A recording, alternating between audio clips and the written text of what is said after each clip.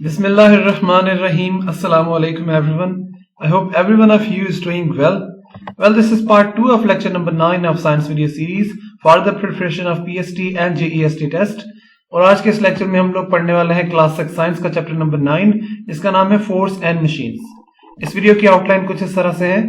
Part 2 में हम लोग पढ़ेंगे सिंपल मशीन जैसे कि पुली और गियर्स के बारे में, जबकि पार्ट 1 में हम इन सारे टॉपिक्स के बारे में पहले ही पढ़ चुके हैं। अगर आपको पार्ट 1 के किसी भी टॉपिक के बारे में पढ़ना है तो उसकी लिंक मैं डिस्क्रिप्शन बॉक्स में दे दूंगा, आप वहां से चेक कर सकते हैं। पुली से स्टार्ट करते हैं। A pulley consists of a wheel which has a groove. अब ये जो आप व्हील देख रहे हैं, ग्रूव कहते हैं इसके, ये जो गहरा जो डीप एक पार्ट बना हुआ है इसके अंदर, ये वी शेप का, इसको हम ग्रूव कहते हैं। और ग्रूव इसलिए होता है ताकि इसके अंदर जो हम रोप को गुजारेंगे यानी कि रस्सी को, तो वो इसके अंदर टिक सके, इसके अंदर रह सके, इधर से उतर के बाहर ना चली जाए। तो पुली के अंदर एक तो ये ग्रूव होता है और दूसरा होता है बेल्ट और rope that runs inside the groove of the wheel, जो कि इस एक रस्सी होती है या फिर एक बेल्ट होता है जो कि इस ग्रूव के अंदर से गुजर के दूसरी तरफ निकला हुआ होता है। Now in a simple pulley, on one end of the rope or belt is a load and the other end is left free to apply force. अब इस पुली के एक तरफ होता है लोड, यानी कि जो रस्सी है उसकी एक तरफ लोड बंधा होता है जिसको भी हमने ऊपर उठाना है, और दूसरी तरफ जो है वो रस्सी वैसे ही फ्री छोड़ी होती है ताकि यहां पर कोई भी इंसान खड़ा होकर फोर्स यानी कि अप्लाई कर सके, उसको रस्सी को नीचे की तरफ खींच सके, तो ये वाली चीज ऊपर चले जाएगी, लोड जो है। नाउ वर्किंग प्रिंसिपल पुली का क्या है? When one end of the rope is pulled downwards, the load on the other end of the rope is pulled upwards. ये पुली का वर्किंग प्रिंसिपल है। यानी अगर आप रस्सी के एक तरफ को नीचे की तरफ खींचेंगे तो दूसरी तरफ वाला जो है वो ऊपर की तरफ उठेगा, और अगर ये ऊपर की तरफ जाएगा तो दूसरी तरफ नीचे की तरफ, दूसरी तरफ वाली जो रस्सी है वो नीचे की तरफ आएगी। ये पुली का वर्किंग प्रिंसिपल है। आगे चलते हैं। पुली की दो टाइप्स हैं, इनफैक्ट 3 टाइप्स हैं। फिक्स पुली सबसे पहले, when a pulley is hinged to a fixed support it is a fix पुली।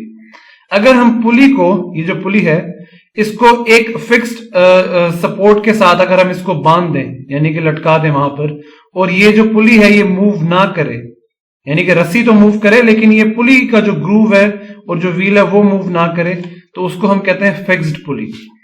दूसरी टाइप जो है वो है movable pulley. When a pulley is free to move up and down along with the load, it is called a movable pulley. जब एक पुली load के साथ साथ ऊपर नीचे मूव कर सकती हो, उस पुली को हम कहते हैं मूवेबल पुली।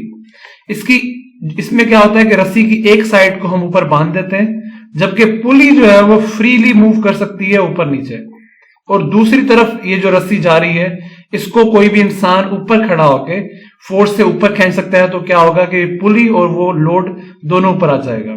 अब इसका फायदा क्या है मूवेबल पुली यूज करने का?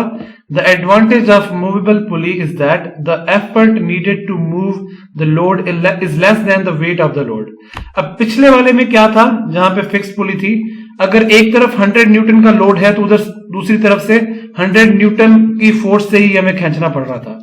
यहां पर क्या है कि मिसाल के तौर पे ये जो लोड है ये 100 न्यूटन का है, ठीक है, मतलब इसका जो लोड है वो 100 न्यूटन मिसाल के तौर पे है, तो यहां पर 50 न्यूटन ये दीवार सह लेगी, यानी कि जिसके साथ भी हमने इसको लटकाया होगा छत के साथ, और 50 न्यूटन सिर्फ हमारी तरफ आएगा। यानी कि इस लोड को हाफ इस जहां पे ये फिक्स की हुई है उसने आधा जो है लोड उसका बर्दाश्त कर लिया और आधा लोड जो है वो बचेगा। इसलिए मूवेबल पुली जो है वो यूज करना ज्यादा बेहतर है according as compare to fixed pulley. अब जो तीसरी टाइप है वो है डबल पुली सिस्टम। इसमें क्या होता है? It consist of 2 pulleys with a rope running around them to lift a load. अब अगर आप इसमें देखें तो एक फिक्स्ड पुली है और दूसरी मूवेबल पुली है। मूवेबल पुली की एक साइड जो है वो आपको पता है कि बंधी होती है ऊपर, और ये जो खुद है वो मूव कर रही होती है लोड के साथ। इसके अंदर से रोप गुजार के, फिक्स्ड पुली के अंदर से रोप गुजार के दूसरी तरफ से इसको दिया हुआ है। अब इसको कहते हैं हम डबल पुली सिस्टम, यानी कि जिसके अंदर एक से ज्यादा जो है वो पुलीज यूज हो, 2 पुलीज यूज हो, उसको डबल पुली सिस्टम कहते हैं। इससे क्या होगा कि फोर्स और भी ज्यादा कम हो जाएगी। Using 2 or more pulleys reduces the amount of effort or force needed. right? The combination of fixed and movable pulleys are also known as block and tackle. इस तरह की कॉम्बिनेशन को जिसके अंदर एक फिक्स्ड पुली हो और एक मूवेबल पुली हो, उसको हम ब्लॉक एंड टैकल भी कहते हैं. अब आते हैं गियर्स पे. A gear is just a wheel with teeth, sometimes called a cog. ये जो आप राइट साइड पे देख रहे हैं इसको गियर भी कहते हैं, कॉग भी कहते हैं. ये एक व्हील ही होता है लेकिन इसके ऊपर छोटे छोटे टीथ बने होते हैं.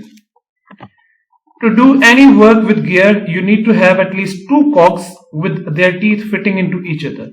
अगर आपने गियर्स के साथ काम करना है तो आपके पास एक और ये दो कॉग एटलीस्ट होने चाहिए. इससे ज्यादा भी हो सकते हैं लेकिन एटलीस्ट 2 कॉग्स होने चाहिए और उनके जो दांत हैं, जो टीथ हैं, वो एक दूसरे के साथ मिले हों.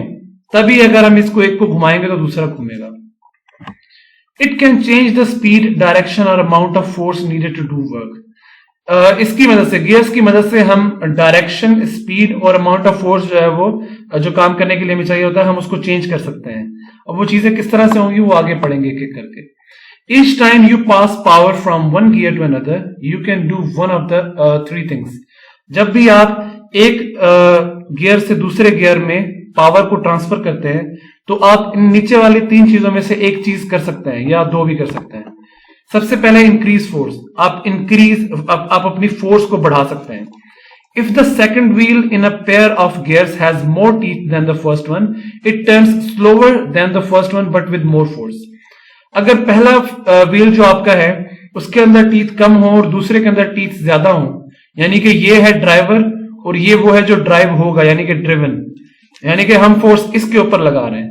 अगर इसको हम मूव करेंगे, ठीक है, तो इससे क्या होगा कि हमें ज्यादा फोर्स लगानी पड़ेगी इस बड़े सारे व्हील को मूव करने के लिए. इट मींस के जब इसको हम ज्यादा स्पीड में मूव करवाएंगे तो इसकी स्पीड फिर भी कम ही रहेगी, क्योंकि अगर ये एक जो पूरी रोटेशन है उसको कितने 1 2 3 4 5 6 7 टाइम्स में पूरा कर लेता है, वहीं पे अगर इनके हम गिने तो ये मेरे ख्याल में 4 टाइम्स इसके जो टीथ हैं इससे ज्यादा है. तो इसको पूरा एक सर्किल कंप्लीट करने के लिए ज्यादा टाइम लगेगा. इट मींस के इस बड़े व्हील की स्पीड कम हो जाएगी जबकि फोर्स मूव करने के लिए ज्यादा चाहिए.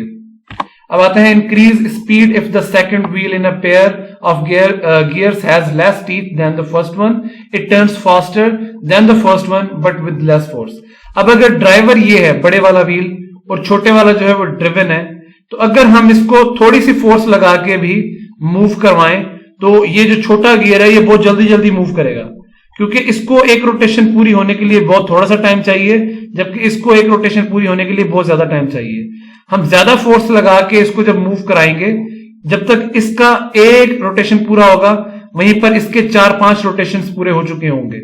इट मींस के ये ज्यादा फास्टर यानी कि ज्यादा स्पीड के साथ मूव करेगा. और लास्ट है change direction. When 2 gears mesh together, the second one always turn in the opposite direction. जब भी 2 gears आपस में मिलते हैं, आपस में उनकी कनेक्शन होता है, तो जो सेकंड वाला व्हील गियर होता है वो हमेशा ऑपोजिट डायरेक्शन में चलता है. मिसाल के तौर पे अगर ये इस तरफ मूव कर रहा है इस तरह से, तो ये हमेशा इसका उल्टा मूव करेगा. अब आते हैं गियर्स के गियरिंग अप पे. आप गियर्स अप करते हैं और गियर डाउन करते हैं बाइक चलाते वक्त भी या कार चलाते वक्त भी, कुछ भी चलाते वक्त, तो वो कैसे होता है. If you drive a small gear with a large gear you can increase the speed. अगर आप एक छोटे व्हील को एक बड़े व्हील के साथ चलाएंगे, यानी कि यहां पर ये जो बड़ा व्हील है ये ड्राइवर है और ये जो छोटा व्हील है ये है ड्रिवन. अगर आप एक बड़े व्हील के साथ एक छोटे व्हील को चलाएंगे तो उससे क्या होगा कि आपका गियर अप होगा. अगर आप इस जगह पे नोट करें थोड़ी देर के लिए तो देखेंगे कि इसकी स्पीड बहुत स्लो है. वहीं पर अगर आप इस जगह पे नोट करेंगे तो आप देखेंगे कि इसकी स्पीड बहुत ज्यादा हाई है. इट मींस के गियर अप हो रहा है अगर आप पहला व्हील बड़ा रखेंगे और दूसरा व्हील छोटा रखेंगे. Gearing down. If you drive a large gear with a small gear, अगर आप एक बड़े गियर को छोटे गियर के साथ यूज करेंगे, you can decrease the speed.